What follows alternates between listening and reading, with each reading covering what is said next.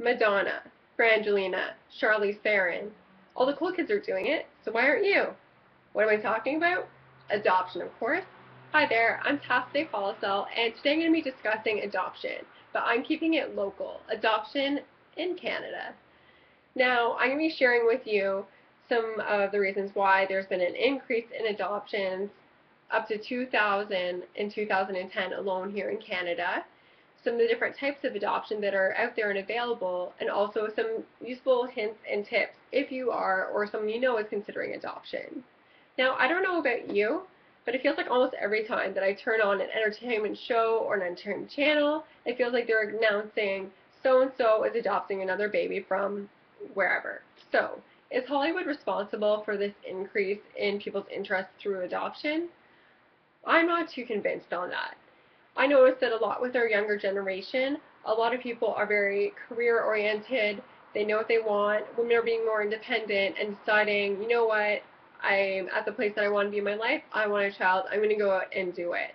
So that's a very big reason on its own. Another reason also is medical issues that people are having that's kind of more out there now, which is infertilization. So there are people and couples who've always wanted children who actually can't have them, so they're opting to take another child and raise them in a happy home. Now, I don't know about you, but I definitely thought when I heard adoption that it meant you gave your child up for adoption, you hope for the best, that they went to a good family, and then when they are of age, maybe you would meet up with them and exchange information. Not the case. I'll admit it. I was watching 16 and Pregnant a few years ago, and a couple on there gave their daughter up for adoption. But they chose an open adoption.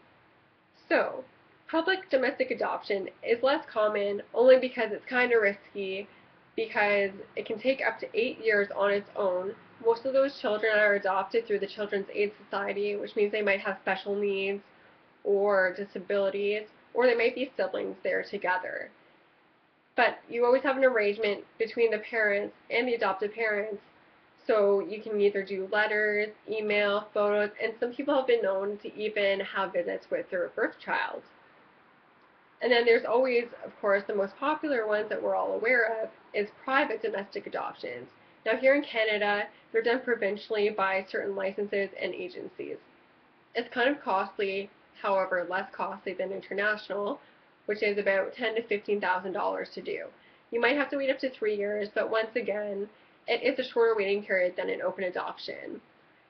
There's also the international adoptions, which are the most common, and those are done only by private agencies. The cost of those is major though, about $30,000 to $50,000 are usually the base periods for that. Now, the risk with that is that you don't always know where the child is coming from other than the country, so you don't know their parents, any medical issues, anything like that. But once again, it's all about what you're looking for. Now, some tips if you're considering for adoption is that definitely do your research. You want to look for some how to adopt seminars, and then also, depending on which type of adoption you're looking at, you might want to find a support group because, especially if you go public open adoption, you have those 8 years up to that, so it can be very stressful in taking on a person. Some things that you might want to consider also is that you need to have a plan because there's different types of newborns, toddlers, teenagers even, who need adoptive parents. So you need to know which one you're actually really looking for.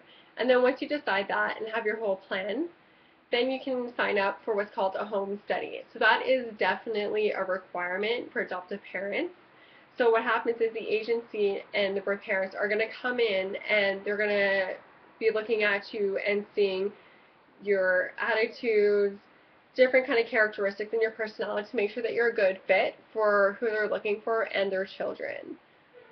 Now, that's all the information that I found myself, and I hope that you enjoyed it, got a little bit of information and insight, and I hopefully think that you might agree on some of the trends and reasons that adoption will still continue to increase, and you're more aware of the different types of adoption that are out there because, like me, I was kind of closed-minded about it and saw it as black and white. And then also you have more information about even if you or someone you know is considering adoption. So I hope that you enjoyed it and have a good night.